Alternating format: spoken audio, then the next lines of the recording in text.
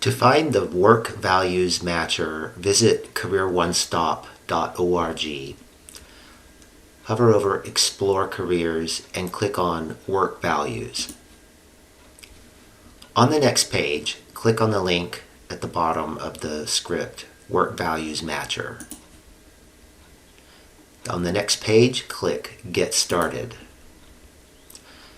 When you find the Work Values Matcher, you'll see some cards with a statement. Below the cards are 5 columns ranked from most important to least important. What you do is click and drag the card to the column that you feel it belongs for you. For example, I use my talents and abilities. For me, that's very important, so I'm going to click and drag to the most important column. The next card says, I am treated fairly by my employer. Well, that's important, but it's not for the first, so I'll put it under more. I can stay busy all the time. For me, this goes under least. I like my downtime. I have opportunities to advance in my job. For me, it goes in the less important. And so forth and so on.